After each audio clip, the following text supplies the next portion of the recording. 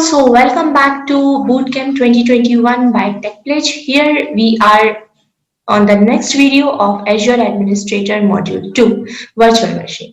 So what is virtual machine? First, let's understand this is the first topic for the day. So here, as it is written, it is one of the services provided by Azure to create your own on-demand scalable compute instance.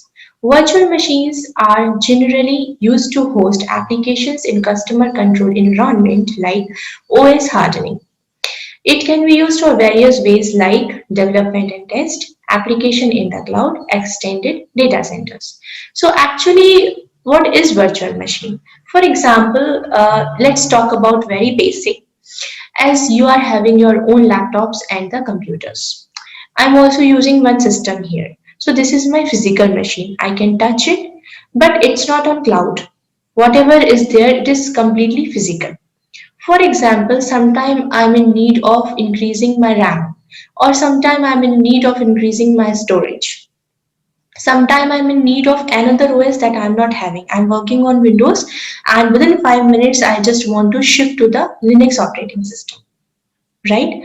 In all these cases, physical machines, physical laptops, and my normal systems, they cannot help me out. They can, but it would be time taking. It would be costly for me, and it's not like scalable every time. So in that case, if you are going for a virtual machine launching on the Azure platform or other platforms, it's not the case. So that time you would be having your own on-demand scalable and compute instances. Anytime you can increase or decrease your RAM, your storage, or whatever the resources you are having with the machine, like your SSD, your premium storage, your standard storage, whatever you want. Virtual machines are generally used to host applications in customer control environment like OS hardening. So that is also one advantage for you. You can host your applications, and yes, you can control your environment, or else you can keep your complete management over the virtual machine as well. So it would be your reliability, scalability, and cost efficient structure, and availability would be 24 by 7 without your management. Now, it can be used for various ways, like for development and testing. Yes, if you are going for any kind of development and testing, and if you need a kind of platform where to develop, where to test. So, Azure Virtual Machine can give you that platform ready. You need not to do anything. Seriously, it would take kind of 4 to 5 minutes of time to launch a machine there. Applications in the cloud, you can use it as a platform as well to have your application or to host your applications. And you would be having the extended data center, you would be having the availabilities, you will be having the high availabilities. You can replicate your data, you can have the replicas as well. So no need of kind of tension here of backups. If I'm talking about planning, as I said, you need a plan actually. For example, you are in any kind of real time scenario or environment or any production. That time, obviously, there would be a purpose why you need a virtual machine. Maybe you want to host any application, maybe you want a virtual machine for any kind of development, right? So, there should be a purpose. Maybe you want to install something, maybe you want to install some application or some softwares, whatever. So that would be kind of, first of all, in your planning of VM, you would be having a purpose. According to that purpose only, you would be selecting your compute resources in it. Machine naming convention, you can name anything. I can name it Aditi as well. It would not give me any kind of error. But yes, there is kind of some rules to name it. For example, if I am just going ahead with a company project. So let's say the name of the company is Infosys. So I can name it like Infi Dash now department, for which department this machine I am going to create. So let's say I'm just creating this virtual machine for my sales department and for particularly database work. So I can name it like infi dash sales dash db dash which number of machine it is for the particular department. For example, this is the machine I'm creating fifth time for the particular department for the particular work. So I can name it infi dash sales dash db dash 05. So that is a good naming convention rule.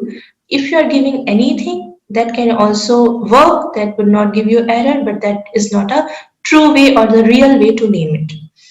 VM reasons and locations, you can select the reasons and the location as per your need, as per your availability options, as per your storage option, and whatever the nearest data center and whatever the data centers or whatever the reasons are giving you the very less prices for your particular VM launching. As you all know, according to Azure, there are approximately 54 to 56 reasons available. There's the highest reason available with the Azure. I don't think so. These many reasons are available with any other cloud platform as of now. So you can select your reason as per your availabilities, as per your storage, as per your data, as per your replica, as per your pricing. VM size as per the purpose, obviously. Maybe your project is in need of kind of some SSD, some RAM, some storage. You can scale it up later on. You can scale it down later on. You can resize it actually. But initially also, whatever the size you have, you can just go ahead with that configuration to launch a machine. Pricing model you will be having according to the reasons, according to the data centers, because actually what you are doing, actually you are using some of the resources, some of the services from particular physical data center, and data centers are there in particular regions, particular locations. So actually, if you know, Bangladesh is the one that would charge you very less for the databases, very less for the resources. Why? There is a reason. Electricity cost is very low there. That's why. So as per the reason, as per the location, you can select your resources. Reasons and the those resources can give you the best pricing model according to your purpose. VM storage.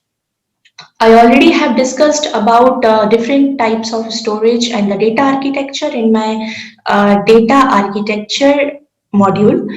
Inside that, I told you which kind of, whatever kind of storage are available with the cloud, with the naming conventions are available in the Azure.